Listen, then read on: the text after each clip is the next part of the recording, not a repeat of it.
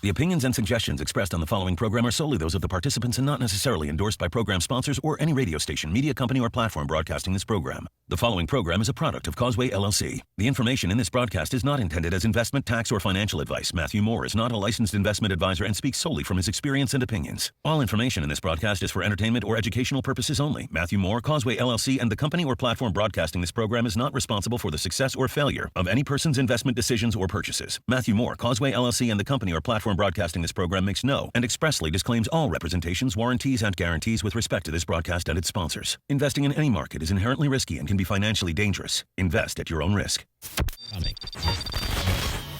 Government officials insist we will continue to inform you as this story unfolds. Welcome to Cryptocurrency with Matthew J. Moore, the Bitcoin-focused radio show that's waking the masses to the fiat money Ponzi scheme. Money is changing, and your freedom is at stake. So stick around and learn how to empower yourself for this new digital age. Now, here's your host, Matthew J. Moore. Welcome, America, and welcome, world. No matter where you are or who you are, I want to welcome every single one of you, Bitcoin lovers, newbies, experts. You're now listening to Cryptocurrency with Matthew J. Moore. That's right, it's a Bitcoin-focused radio show, but you tuned into the right spot because we're actually one of the only syndicated radio shows dedicated to the topic of Bitcoin, and it's a show where you're going to learn about money, liberty, history, technology, and so much more. And man, we have a real treat for you today. If you're hearing this broadcast, you, my friend, you are in for a real treat because we have, I don't know if you know, but have you ever thought about what it's like to run a business on Bitcoin? Are there pros and cons to taking Bitcoin, using Bitcoin, putting Bitcoin on your balance sheet? Because we're here and we're early for this kind of thing. You know, this is something that I think is going to be a trend that continues despite Bitcoin's perceived volatility. You even have entire countries attempting to live off Bitcoin. But the truth is, the only way to get answers is to talk to a guy who has been in places like this, like El Salvador, and also a guy who is currently running business with Bitcoin. And I gotta say, you know, this show, you may have heard of this guy if you've been listening to Bitcoin stuff or Bitcoin podcasts. I would assume maybe, and he'll correct me if I'm wrong here in a minute, that he's probably one of the most influential Bitcoin podcasters. But I want to go ahead and introduce him. Ladies and gentlemen, in studio is potentially, like I said, the world's most influential Bitcoin podcaster and probably the most famous Bitcoiner from the United Kingdom. His name is Peter McCormack, and he is the host of my favorite podcast known as What Bitcoin Did. He joins us live in person in Tulsa, Oklahoma, ground zero for America's Bitcoin-focused radio show. Peter, thanks for joining us today. And man, how's your current trip been? Well, firstly, thank you for having me and those very kind words. I'm not blowing smoke up your butt, I promise. No, and I think it would be fair to say I'm definitely the most important Bitcoin podcaster. Successful. No. There's a lot of really great podcasters out there producing great Bitcoin content, and now obviously we have radio hosts like yourself. Right. It's great to be here. I've been in Texas. We're now in Oklahoma. We've been making podcasts. We're making a film, meeting a bunch of great people. People in the Bitcoin scene, but also outside of the Bitcoin scene, meeting the locals, getting a real feel for what it's like to live in these kind of places outside of major U.S. cities. And right. I love it, man. Well, I'm going to do something real quick. I know our lights turned off here, so I'm going to clap because it got the clapper. Watch this.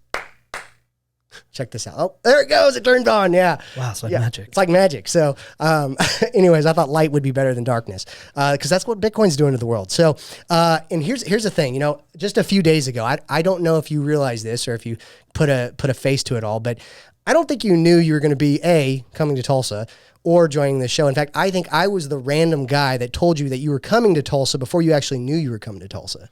You remember that tweet?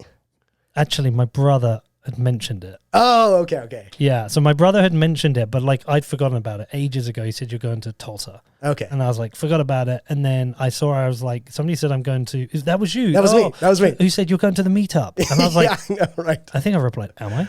Right. But I kind of knew about it. I just had to double check the two were the same. But yeah, I mean, it's just great to be up here. It's very easy when you do a Bitcoin podcast to go to New York and LA and Nashville and Austin and meet all the same people. I've had a few of my greatest ever experiences in Bitcoin in this last week in what we've done Right. here in Texas and in Oklahoma. So yeah, this has been such a mind-blowing trip. That's awesome. Well, in studio with us as well, filling in as my co-host, is Charlie Spears, and he is my resident Bitcoin miner. So when I have shows about Bitcoin mining, in fact, I think our last one we did, I had you as my guest. But Charlie, go ahead and say hello to the world. Hello, world. Hello, East and West Coast and everything in between. I'm Charlie, the local Bitcoin miner in Oklahoma. I'm just a fly on the wall tonight. I don't know. You're more than that. If you're just a fly on the wall, man, you better get all the ladies away because you got it going on. But man, I wanted to. You guys were out at your mines right now, and you were checking out Tell them what you were doing. Yeah, so I mine Bitcoin off of stranded gas. I come from the oil fields, so we're going to put Bitcoin mines, consume that stranded energy. It's kind of a different way of skinning the cat. And Peter and the production team come out. We're one of many types of different people mining Bitcoin. You got the big guys, you got the small guys, and we're kind of in between this scrappy off-grid, do-it-yourself crew. So that's what we do. You guys are absolutely killing it. And, I know this whole Bitcoin meetup, I didn't get to come last night, so I was really bummed about that, but I had some things to take care of. So I'm happy you guys are here today. But Peter, I want to pick it up with this question.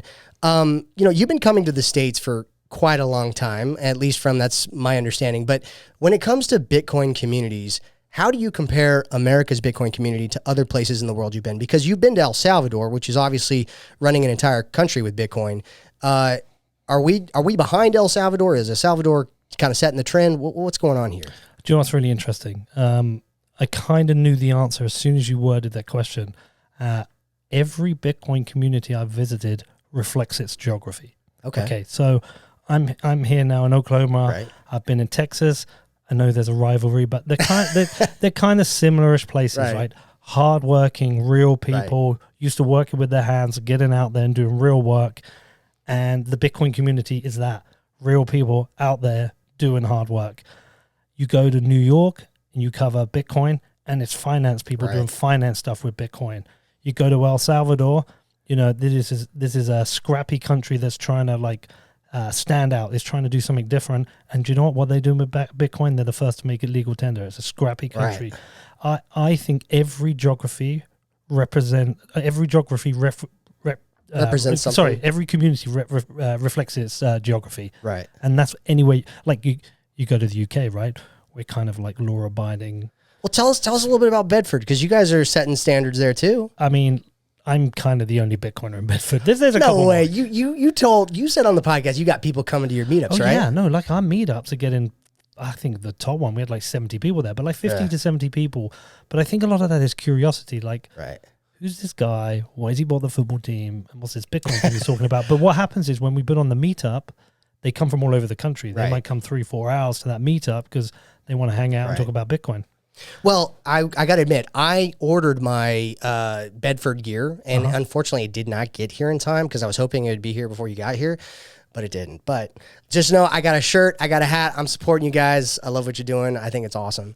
Oh man, you should have said I got jerseys in the car. Oh, you do really? Oh, okay. Well, I'll buy one off of you when we go back out there. But here I want to go to this next question. But you have one of the largest, if not the biggest, Bitcoin podcast in the world. Can you share with us about kind of your podcast? Why did you start it in the first place?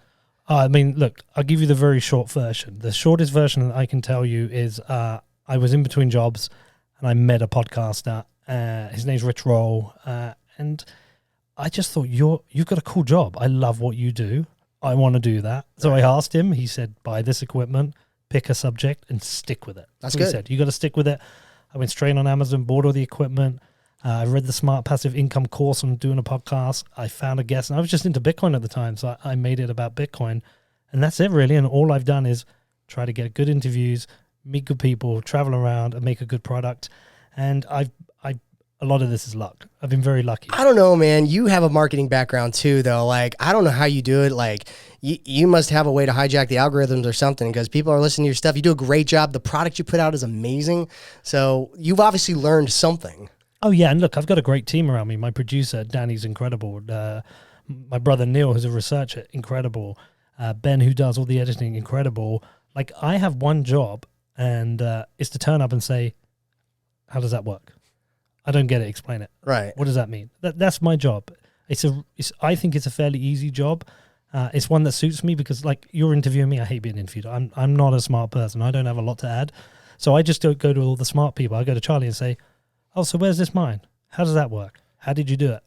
And just for some reason, a lot of people want to listen to that. Well, I will say you might discount yourself, but I mean, you've obviously learned a lot just by interviewing people. So you know significantly more than probably most people listening to this program. And that's not an insult. That's actually really, really cool. I mean, that's why we do this show, is we're trying to educate people. But, I first heard about Bitcoin in 2011 due to WikiLeaks, but I'm technically Bitcoin class of 2017. You've been in Bitcoin for some time.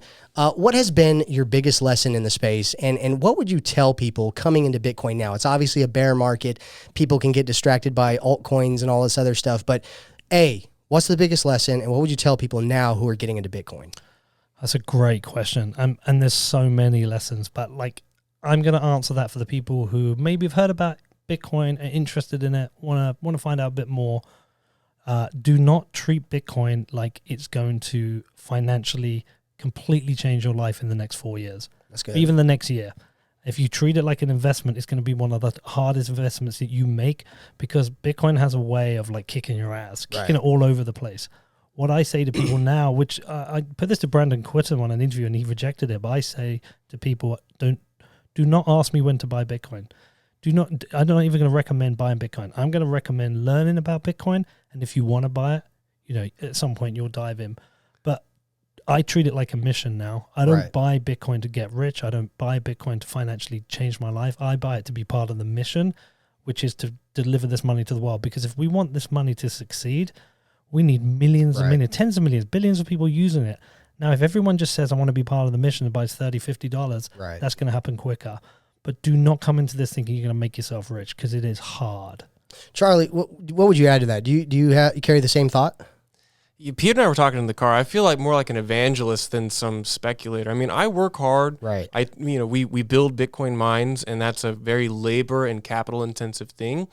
And so I do care about the price, but I don't talk about it. Right. Because that's not what's interesting. That's not what's going to help people. That's not going to help me.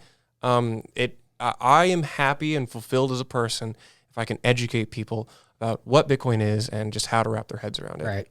No, that's all good advice. And we have conversations like this all the time on the show, because there's a lot of people who listen to this who are like, hey, I've heard about Bitcoin, but I'm still learning, and this is what we're trying to create, a resource for people who this is their first time hearing about Bitcoin. And yes, we are a little biased. We think Bitcoin's probably going to change the world. But Peter, what is your take on the maturity of Bitcoin space in general? You've been in it for some time. Today, how is it today versus a few years ago? Do you see it evolving in a specific way? Well, I'm going to answer that by challenging something you just said. Okay. You just said, I think it's going to change the world. When I first got into Bitcoin in 2013, I was kind of interested. 2017, really interested, and thought it's going to change the world. Bitcoin is now changing the world. Right. That isn't hyperbolic. It is changing the world. Right. We've seen on this trip, we've been around to various facilities. We've been to Charlie's. We've been to Riot. Right. There are people who have jobs created. They're learning new skills. They're sending their kids to college, all on the back of companies built in the Bitcoin space. But I've been to Venezuela, and I've seen people who use Bitcoin to avoid the effect of hyperinflation there of the Bolivar. We've seen it with activists in Belarus campaigning against Lukashenko, and SARS in Nigeria who are raising funds. Bitcoin is already changing the world, and that is the reason. This is why I say it's now the mission, because we see these people attacking Bitcoin. Right. People like Senator Warren constantly attacking Bitcoin. She's not seeing all the good stuff that's happening. She's a supervillain. I mean, for Bitcoin anyways. Yeah, well, yeah, she is, because some of these people, it's like some of these journalists, they live in very privileged lives in very privileged places. They live in major cities where the electricity is always on, where the money works. And they are attacking Bitcoin. They're not doing the work, understanding how all the people, like these guys gridless in Africa, they're building mini grids using Bitcoin mining to subsidize that, to allow villagers to have electricity who have none. So the kids can do their schoolwork, so they can chill their food in a fridge so it stores. You've got to have some privilege to sit there and try and criticize this technology that's doing that for the world. Well, Charlie, I don't know if you saw the podcast episode where he was talking about when he went to El Salvador to meet with the president of El Salvador. I mean, And he wore his Metallica yeah, t-shirt. he wore the Metallica That was t-shirt. fun. And in fact, you were talking about, you thought maybe like one guy was CIA because you were getting grilled by these guys. But the thing is though, yes, Bitcoin's changing the world. And I would argue, and I'm not blowing smoke up your butt, but you are also changing the world with the work that you're doing. And the fact that you sat down with the president of El Salvador, what was that like? I mean, it was surreal. I mean, I thought I've got one photo here, so I'm going to wear my Metallica shirt. What a shirt to get. It was interesting. I've had the privilege of going twice now, and I say privileges, and I talk about the opportunity rather than privilege in putting him on a pedestal, because I think one of the things that a risk we make here is putting him on a pedestal. He is still the leader of a country. We've got no idea where this will go. But the first time, I'm still a young podcaster. I'm new to this game, and I went in and just a basic interview, and then I realized, like, after the first interview, I didn't ask the important questions. I should have asked the ones I was scared to ask, because I was the one put in that position to do it. So what was one of those questions? Are you a dictator? Okay. Because the thing about that question, of course he's going to say no, and it's not whether he says yes or no, it's how he says no. Right. Because that's an important question. There are serious questions that need to be put to him with regards to the Constitution. What happens to the Constitution now is going to run again. Human rights within the country. Now, I say that coming from a country which has a dark human rights record, a colonial history, and I sit here in a country that has an economic imperialist history. Well, even in recent times, and we all have things that we can be criticized for, but at the same time, as a Bitcoiner, it would be hypocritical to put the leader of a state on a pedestal and not challenge them. So that was just, I felt that sense of responsibility. Now, okay, we know Max Kaiser, obviously he's real high on him as well in the country. Do you think that El Salvador was the first domino to fall for this thing called game theory? Yeah, I do. Look, someone had to go first. Like, someone had to sell a pizza for 10,000 Bitcoin first, and that was gosh, I don't want to be that guy. You know what? And one exchange had to be the first that went down, which was Mt. Gox, right? Right. There has to be all these firsts in Bitcoin, because the first create the lessons for the future. Mt. Gox created the lessons for the future. Not your keys, not your Bitcoin. Right. And also how exchanges should be built. It's a very difficult decision that Bukele made. He's ridiculed for it. He's criticized for it. If he's right, like we all think we're right, in 20 years, everyone's going to look back and go, damn it, they were first. Don't be the last person to buy Bitcoin. You want to be the first. Well, who's the one that says it's, I think somebody quotes it quite often, but it's almost like it's too risky not to even have a position. I mean, look, was that Hal Finney or Satoshi originally said? Yeah, Satoshi said, like, you should probably get some in case it catches on. Yeah, that was Satoshi. And I think Hal Finney then said, like, he thinks it's going to get to like 10 million a coin. Right. But you don't want to be last. It's risky to be first, but yeah, fortune favors the brave. It does. I mean, Charlie, do you feel the same way that if somebody's not in Bitcoin, they need to do their best to educate themselves, because it could massively affect their life? Yeah, a call back to what Peter said at the top is, you can't talk about when to buy Bitcoin or all that jazz. The best thing you can do is learn about it and understand it, and that'll help you make decisions about how to buy it or use it in the future. The most important thing is to be knowledgeable, not to have a specific strategy that one size fits all. Yeah, if you try and get rich off Bitcoin, you're going to get your and probably lose money. I think most of the people who've got super rich on Bitcoin, they kind of got lucky with timing. They kind of got lucky. Well, you're hearing some really good stuff. We got to go to break, so I want you to stick around wherever you are, because we'll be right back with one of the world's best Bitcoin podcasters, the best. Do you enjoy listening to my radio show, Cryptocurrency with Matthew J. Moore? Have you ever thought about being featured on the show as a loyal listener? What about winning some free Bitcoin? Can't go wrong with that, am I right? Well, today is your lucky day, my friend, because we're building a community for this show. For just $15 a month, you can become a member of the radio show. And in return, you'll have the chance to win $100 of free Bitcoin and be featured on the show. Every month, we will randomly draw one name from the pool of currently paid members, and that person will receive $100 of free Bitcoin and the opportunity to be featured during a segment of the show. We will do this drawing every single month. In addition, everyone who signs up as a member today will receive a complimentary copy of the Little Bitcoin Book, a great educational read around the fundamentals of Bitcoin. Join today before we close membership enrollment. Go to mattjmoore.com/member. Again, that's mattjmoore.com/member. Do you have a strategy to obtain Bitcoin on a regular basis? Do you plan to automate your dollar cost averaging? What about getting all or part of your paycheck in Bitcoin? GetHedge.io is revolutionizing how you get paid. Hedge makes it easy to automatically convert your pay into Bitcoin. Whether you're an employer or employee, you can get started in 4 easy steps. Start getting paid in Bitcoin, Ethereum, or Litecoin. The great part about using Hedge is you can skip the exchange experience altogether and have your Bitcoin sent directly to a wallet you control. Self-custody is key, and GetHedge is giving you the power. Hedge is here to make it easy to stack those sats month after month. Bitcoin, it's a long-term play, so what are you waiting for? Start living on the Hedge, and don't forget to let them know that you heard about Hedge from Cryptocurrency with Matthew J. Moore. Use my referral link at mattjmoore.com, or you can go to gethedge.io. Again, that's gethedge.io. Short-form video content is taking over social media, and with only seconds to capture someone's attention, our team can help you stand out from the crowd. At Sooner Marketing Solutions, we'll produce and publish engaging TikToks, Instagram Reels, and YouTube Shorts. If you feel like you're falling to the wayside and missing out on the exposure that you deserve, click the link in the description to get Sooner results now. The sun, beaches, parties, education, and Bitcoin. This is the recipe for Bitcoin 2023, the largest Bitcoin conference in the world.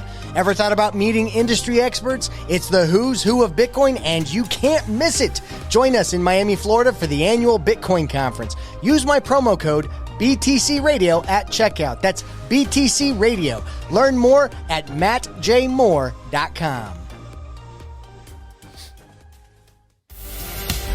Welcome back, America. Guess what? Ding, ding, ding, ding. It's round 2 of America's Bitcoin-focused radio show.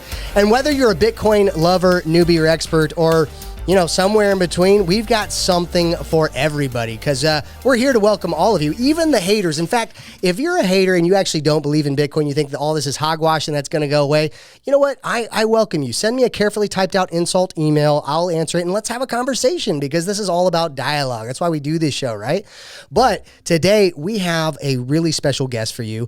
And today it's we've been chatting with Peter McCormack, and he is most likely the most famous Bitcoiner from the United Kingdom. He runs the world's largest Bitcoin podcast known as What Bitcoin Did, and he also owns a football club in Bedford, which he is shaking things up there as well. If there is one person who knows what it's like to run a business with Bitcoin, well, it's got to be Peter. And on this segment, we're really going to dive into that. We're going to ask him some questions. I know we talked about, kind of briefly touched on it on the first segment, but I kind of view that as, hey, let's get to know Peter. But what is it really like to run a business on Bitcoin? I mean, there's so many variables. People see it as volatile. There's got to be some pros and cons. So we're going to talk to him today. And filling in as co-host is one of my good friends, my resident Bitcoin miner, Charlie Spears. Charlie, thanks for joining us today. You excited to do this show? I love this show, Matt. Glad to be. I love the show, Matt. I got to turn your mic on. I love the show. I'm glad to be back, and I'm glad to be here with Peter. Well, I guess what? I mean, Peter, you are here, segment 2. Since people are listening to this radio show and they might be unfamiliar with what you do, who you are, kind of give a brief description. One thing about radio that I love, I got to repeat myself all the time. So, because you never know when people are tuning in. Well, listen, I'm from the UK. I host a podcast called What Bitcoin Did. We release 3 shows a week all about Bitcoin and cover things like economics and mining, things like that. I started filmmaking. Obviously, we've got my film crew here. Right. So we're on the 3rd film that we've been working on together, again, about Bitcoin and economics. And as you mentioned, I bought you said football. Congratulations. Hey. People listening be like, what? He's a British guy with a football team? So I will do the translation. Okay. It's a soccer team. I will say football from now on, but it's a soccer team. Hey, that's fair. I'm gonna say it the correct way, but I know the first segment you guys got to hear us do some clapping. It's not because we're just a fan of Peter, but in fact they're actually filming here in studio, and I have a special light that is on the clapper, and I've got to clap because I got to turn it back on. It's gonna mess up their exposure on their. There we go. It's back on. So. Man, I need to check the sensitivity on that thing. But Peter, let's kick it off here with this question. As big money in government and institutions adopt Bitcoin, do they change the fabric of Bitcoin as far as the culture goes, or will the Bitcoin culture change the government and institutions, or maybe is it both? Well, listen, look, doesn't matter what they try and change, they cannot change the protocol. Amen. Amen. And culture is just a layer outside of Bitcoin. Again, you can come to Bitcoin with any views, any opinions. You can be any gender, sexuality, any race, religion. Doesn't matter. That's right. Oh, I swore. Is that okay? I'll have to beep it out. It's radio. I'm apology. It doesn't matter. What happens? TikTok, 10 more minutes, another block comes through. Right? That's all that's going to happen with Bitcoin. So it doesn't really matter. The culture of Bitcoin will change. The original culture was the cypherpunks. We had the nerds. Then we had the techies. But as Bitcoin permeates culture, it's not like everybody who's here in Oklahoma is going to suddenly be like all the traditional Bitcoiners. What's going to happen is Bitcoin's just going to be the money that everyone uses, and culture will be the same. Right. Bitcoin will end. That like one of the end goals is Bitcoin might have no culture in the end. Right. Because it doesn't need it. Needs it now to grow. Bitcoin doesn't need culture when everyone's got it because it's just money. It's just a tool. Well, and Charlie, I don't know if you were the one that said it, but like we don't have dollar meetups, and so like we have Bitcoin meetups. But do Bitcoin meetups exist when Bitcoin becomes the world reserve currency? I mean, it's every founder's goal of one of these things to eventually put themselves out of job. It's like I don't want to have to run Bitcoin meetups anymore because no one will come because they're like, why would we meet up? It's just the money. Right. We're definitely in an evolution of money. The one area that Bitcoin is definitely changing, which we've kind of hinted at, is small business.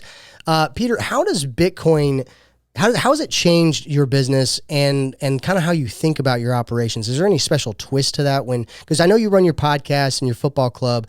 Is it solely on Bitcoin? Do you take dollars? Tell me about that. No. So I will take Bitcoin, dollars, or pounds with either business. But let me explain it in terms of the football team, because that's much more of a traditional business. People buy tickets from us. They buy beers at the game. They buy merchandise online, and we have sponsors. And our approach to this is we'll accept any. But what Bitcoin has done for us, we've become essentially the Bitcoin team, the team that Bitcoiners get behind with.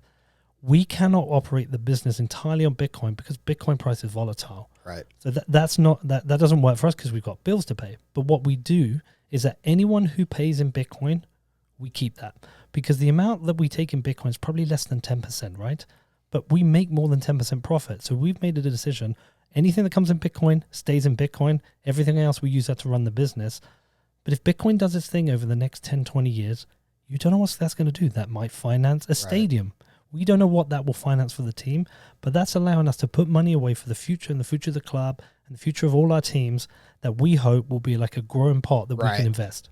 Well, I mean, to that point though, I'm sure that by doing that, that'll eventually affect how other football clubs operate. Or maybe in the next bull market, they will see that Peter killed it so much because the Bitcoin that he did take and he kept on his balance sheet and it appreciated, that now he's getting to do all this other cool stuff. Do you think that's going to happen?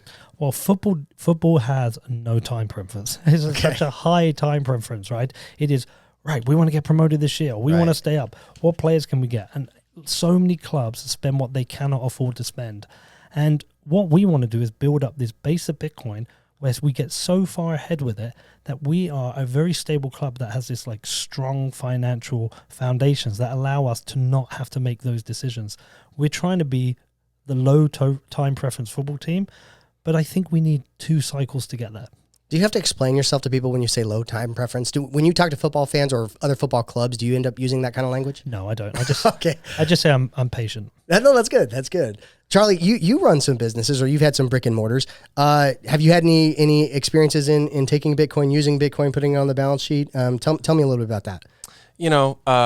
Brick and mortar retail, market research, and of course, Bitcoin mining. Bitcoin mining, obviously.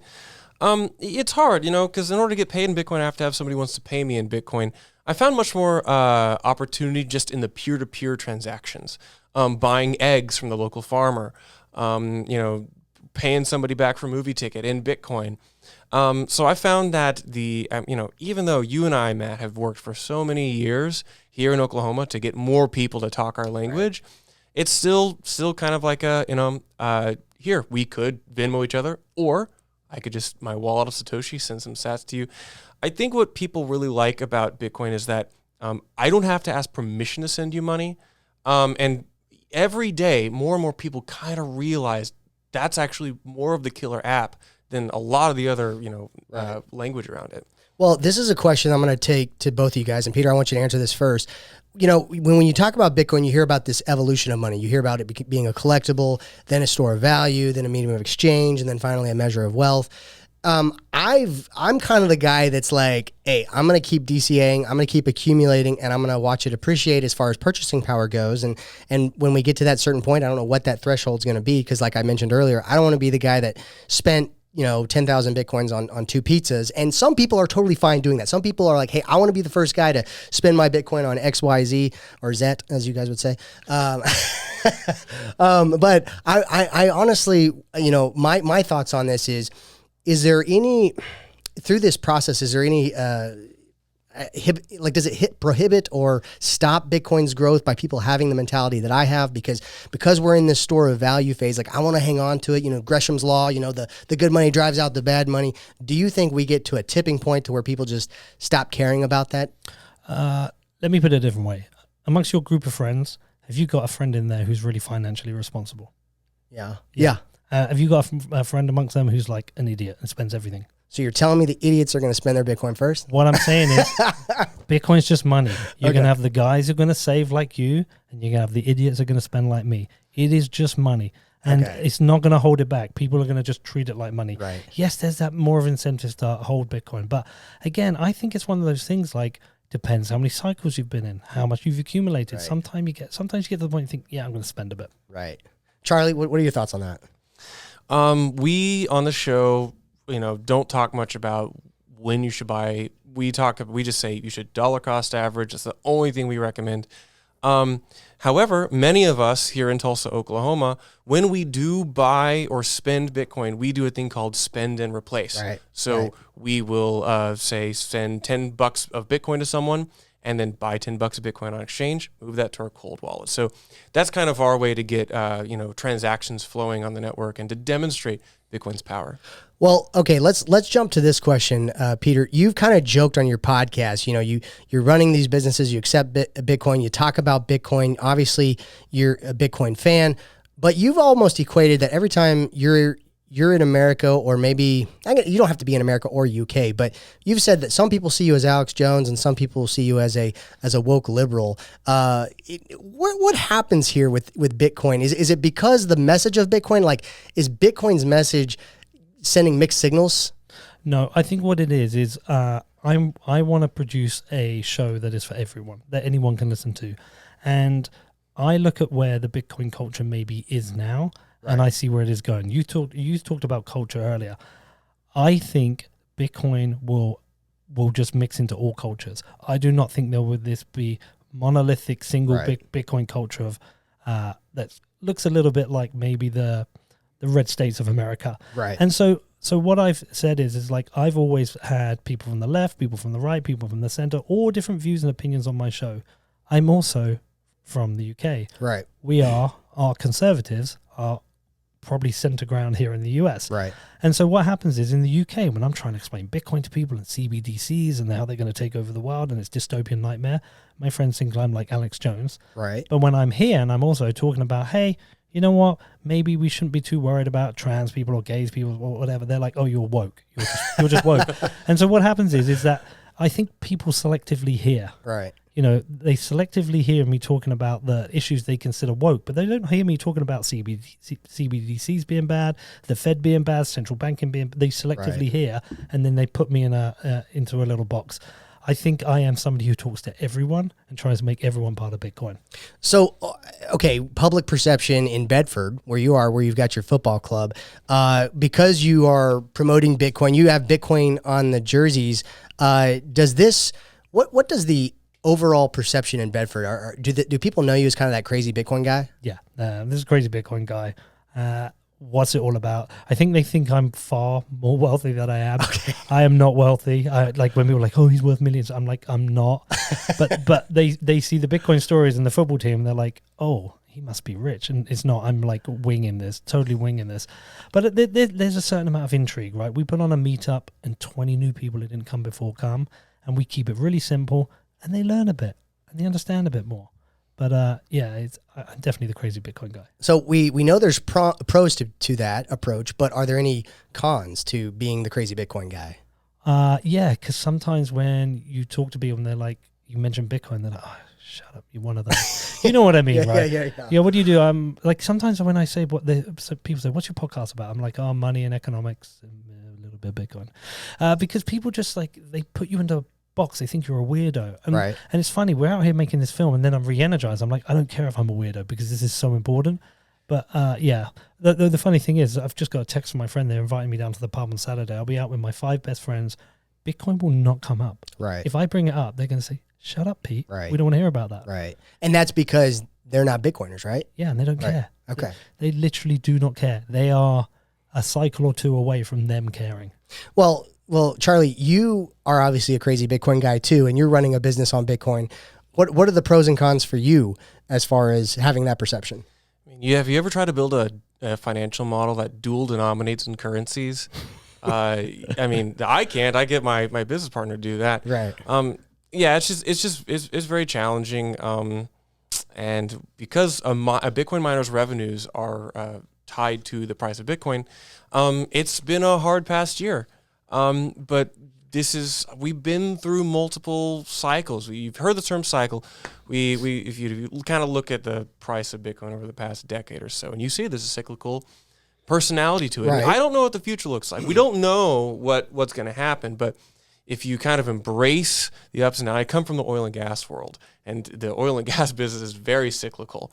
Bitcoin is kind of like that, compressed and exacerbated. Well, okay, so what do you guys think as far as advice that you would give to somebody who is looking to, maybe they have a business or maybe they're thinking about starting a business and they want to implement Bitcoin in it. Do you guys have any advice for them when it comes to using Bitcoin in their business? Do you want to go first? Get comfortable with it personally first, and then figure out if your business actually needs Bitcoin. And some people, this is actually the case. I think the next couple of years we'll see a lot of really good point of sale options, which are either directly in Bitcoin or use the Bitcoin network as settlement. I think that's a very exciting thing for a more broader facing retail public. Right. Yeah, I think if you're asking yourself that question right now and listening to this show and you don't know the answer, it's probably a no. You're probably so new to Bitcoin, you might not even own it. The time when you're ready to accept Bitcoin in your business, you know. Right. You've like a conversation we've had today can be very overwhelming. If you have never bought Bitcoin, we've talked about so many different things. Really, just go and learn a bit, just buy a bit. That's it. That's your first lesson. All these other things we've talked about, spending it, accepting for your business, these are things that are going to come years down the line. For my first year in Bitcoin, I wasn't really spending it. I didn't really spend it for about the first 3 years. I'm 5 years in now, and now I'm just starting to accept it, 5.5 years in. So these things will come to you. Everything we're talking about today, which is overwhelming, don't worry about that. Just make that first step. Well, okay, besides your podcast, which I want you to plug, what are some of the best resources people can use to learn about Bitcoin? I always point people to The Bullish Case for Bitcoin by Vijay Boyapati. I think that is the best resource for somebody starting out. It was originally a 4-part article that you can read in 20, 30 minutes, and now he's converted it into a book. Start with that article. See if that spikes your interest. That's just going to compare Bitcoin to gold and money. If you're cool with that, then go into the podcast field. There's some very good podcasts. I obviously would recommend mine because I make it for people who are new to Bitcoin, but there are other great ones out there. Natalie Brunel has a great podcast. Marty Bent has a great podcast. Stefan Rivera there's so many good. Is Natalie single? I mean, she's really hot. I say that in a respectful way. I mean, I'm single. So. I'm going to tell her to check the show out. Yeah, that would be great. Natalie is a very beautiful woman, and she's a good friend of mine, and I'm not going to give you her number. Oh, bummer. Okay. But she's brilliant. I think she's the best we've got. I always tell her, I say, you're the best we've got. You're the most natural presenter. Go and check her out. Go onto YouTube and just search for Bitcoin. Okay, no, don't do that. You'll probably get, Don't do that. no, you do don't not do that. Do not do that. Ignore that. You'll find BitBoy. But we can tell you not to listen to him. But there's so many great books out there. I would say avoid the Bitcoin Standard. I think there's much better books now beyond that. It served its time. But yeah, there's so many good books on Amazon. There's so many good people on Twitter. Go and get in the conversation. Just like throw yourself. Oh, anything by Andreas Antonopoulos. Yeah, he's great. Everything he has created is timeless. The videos I was watching his in 2013, then in 2017, and I still watch them today. They're absolutely timeless. That's a great place to start. So if you want three things, my podcast, What Bitcoin Did, it's amazing. The Bullish Case for Bitcoin and anything Andreas did, that's going to take you a long way. 45 seconds, Charlie. What would you say? What are some of your favorite resources? I like to find somebody who works or gets paid in Bitcoin. Hopefully it's a personal friend, and just pick their brain. So I'll go the other side. There's a bunch of great public information.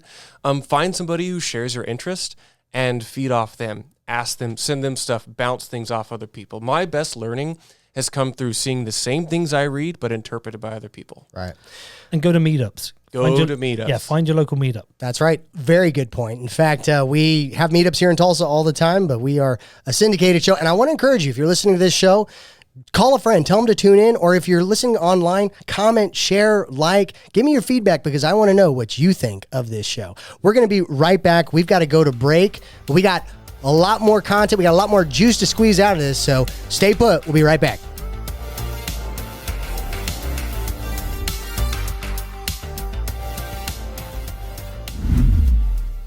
The sun, beaches, parties, education, and Bitcoin. This is the recipe for Bitcoin 2023, the largest Bitcoin conference in the world.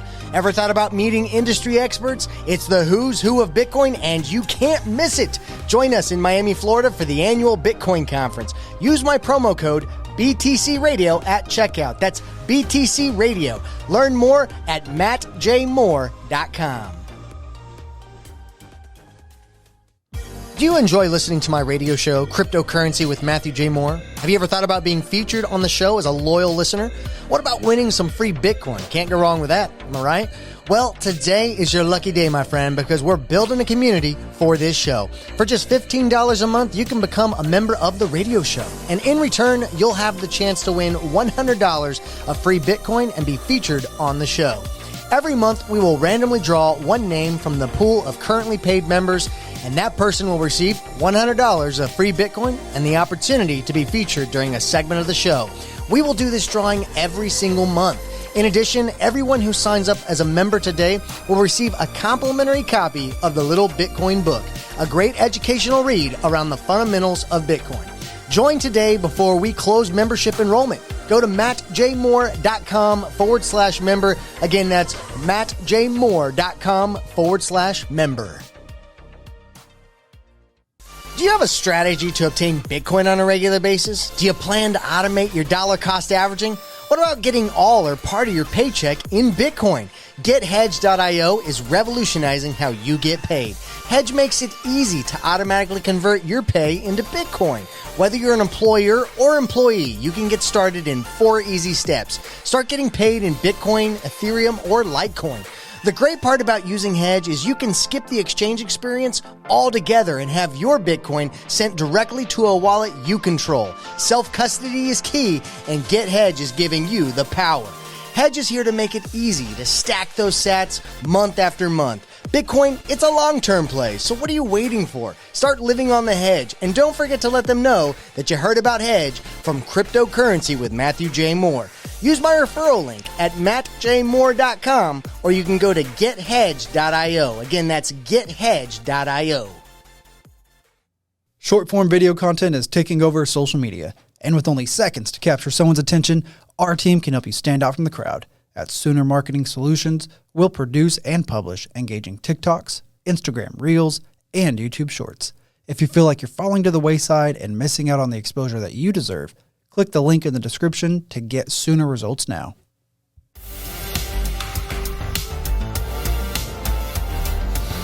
Welcome back, America. It's round 3 of America's Bitcoin-focused radio show, and whether, like I said, whether you know a lot or you know a little, This is Cryptocurrency with Matthew J. Moore, a radio show that is focused on the message and topic and ideas of Bitcoin. So I'm glad you're tuning in. This is the right spot. In fact, if you're new and you're just like, hey, man, I don't know about this Bitcoin stuff, well, you're going to learn something because we talk about technology, we talk about money, we talk about energy. I mean, in fact, we've got somebody in studio right now that focuses on energy. There's so much that goes into the Bitcoin space that when you try to explain it to somebody, their eyes kind of glaze over. But we make shows like this so you can tune in every week, whether it's on the podcast or whether it's on the radio, and you can learn something. And today we have a special guest. He comes all the way from the United Kingdom, and we've been chatting with Peter McCormack, and he runs the world's largest and my favorite Bitcoin podcast known as What Bitcoin Did. He also owns a football club in Bedford, and which I'm waiting to receive my gear. It's going to be pretty sweet when I get it. But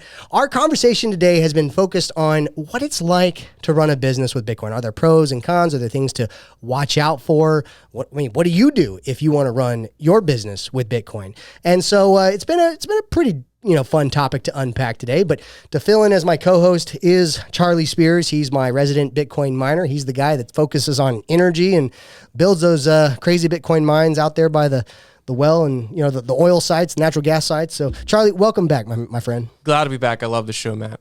Well, Peter, are you ready to wrap up this show pretty strong? Yeah, let's go out strong, man. Let's do it. I'm sorry I didn't have any whiskey. I thought about bringing some whiskey. You're still doing the no drinking thing right now, right? This is, what is it, 18th day? It's my 18th day, no alcohol. And do you know what? It's been so easy. Because nobody's been tempting you?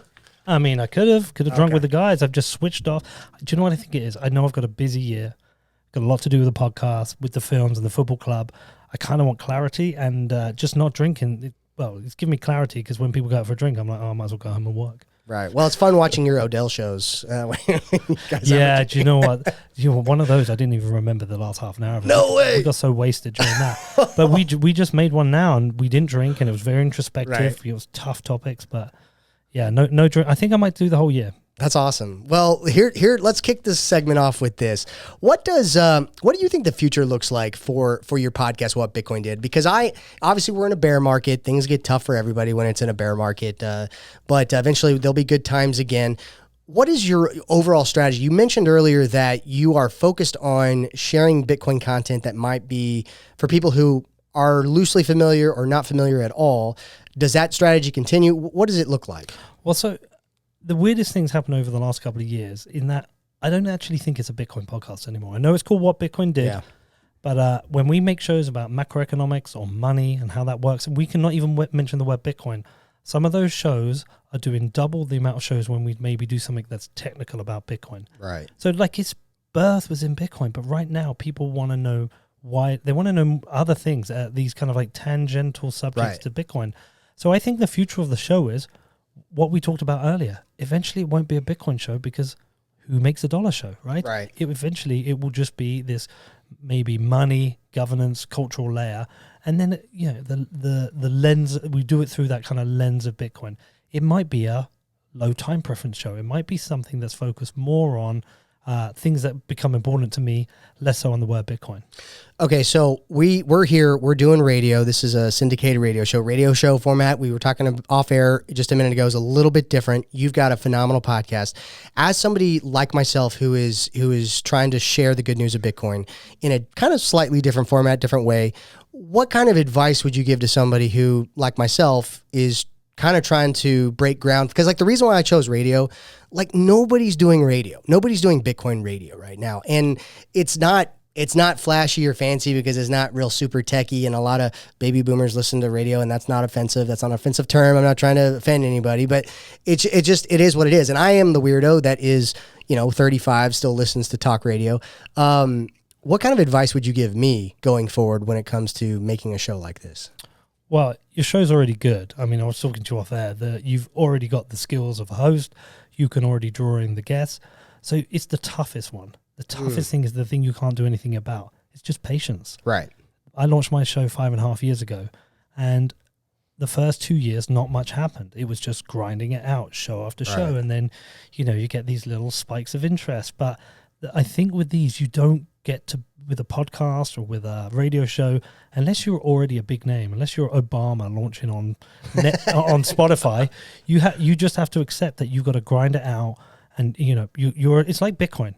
We recruit Bitcoiners one at a time. You go to a meetup, 3 new people, you recruit them. Right. It's like that for a radio show or a podcast. 3 more people listen, they maybe tell a friend. It's the hardest thing. It's what Rich Roll told me at the start of this podcast. Patience.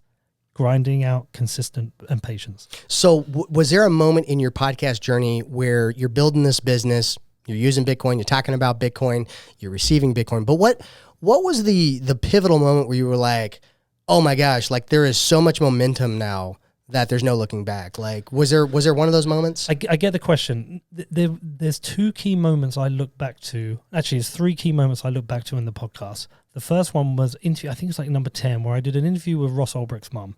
It's a very personal story about her son's in prison for the rest of his life. And when that was done and she left, I was like, oh, I get this. This is what I'm doing is important. I'm working on important stories and getting that information out to people. So that's when I was like, I'm going to take this serious. Then it was about a year, 14 months after that, where somebody said, hey, can I sponsor your podcast? I was like, sure. And I think I got $5,000 for a... How many views were you getting at the time? About 5,000 downloads an episode. Okay. And I can't remember the period they paid for, but I remember getting a payment of $5,000. I was like, so if I got 5 of these, or my downloads go to there, this can pay me a wage. Right. And if I get... So then I realized it was a business. And then I think the next one was when I got an annual contract. And I actually signed a contract with a sponsor for a whole year. And I was like, I can plan the whole year ahead. Ever since then, it's just like, it's all just been scaling. Right. But they were the moments where I was like, something's changed here. Now, this is a question for both of you. We got probably 3 more minutes till we got to close out the show, but it's been phenomenal. What advice would you tell somebody when it comes to surviving a bear market? Like let's say they do have a business and you want to continue moving forward because things dry up. Like, you got to have the passion. If you don't have the passion, would you agree that it's hard to run anything like this? I would say, Bitcoin's been around for over a decade now, and the previous bear cycles, the previous bear markets, I kind of suffered alone. It's not easy. A lot of the Bitcoiners like to wave their hand and say, oh, you just stack sats and you power through it. DCA, baby. It's not like that. I think now most people where they are probably know a person or two, or hopefully even more, who they can talk to about this. I think it's we're at the beginning of an era where you have people in real life who you can kind of clasp hands with and say, look, we're going to ride this out together. It's not easy, but it's kind of like having a real friend. Now it's not these online people I know. We're in a room now in Tulsa, Oklahoma. Right. I said I'd never expect to have other Bitcoiners in. Businesses are built in bear markets and destroyed in bull markets. And what I mean by that is you can get too excited in a bull market, over leverage yourself, or make stupid decisions. The best thing you can do is build for a bear market. If you can survive a bear market, you can survive the whole cycle, and you can really reap the benefits when it's a bull market. But Ledger, I remember a story years ago. Ledger told a story, they're a hardware wallet manufacturer, how everything went crazy during the bull market. So they said, we're never going to have this again. So they prepared entirely for a whole cycle. My podcast is planned around there being a bear market. We might have a dreadful year this year, but we will survive it because we prepared for it in the bull market. That's very smart. One more time before we close, where can people check out your content if they like what you had to say today? It's What Bitcoin Did. You can find that anywhere, or you can search for me, Peter McCormack. I'm on Twitter, Instagram, TikTok, apparently. Oh, you're on TikTok? Apparently. I don't manage it. Okay. Charlie, what about you, man? Twitter at CB Spears, and the website Nakamotor, NAKAMOTOR.io. We publish a newsletter. I love it. Well, guys, this has been phenomenal. Thanks for joining me in studio. And if you're listening to this show on the radio or online, on podcast, whatever, share it. Tell a friend. And I want to encourage you. This has been a syndicated radio show of cryptocurrency with Matthew J. Moore. And I want to encourage you, if you want to learn more about Bitcoin, do it. It's going to change your life. I promise you. You won't regret it, because we have fun conversations like this all the time. And tune in, same time, same place. Remember, Bitcoin is changing the world, and we're not joking. So don't get left behind. Join us every week. Learn how to prepare for this new digital age. We'll see you guys around. Thanks for joining us.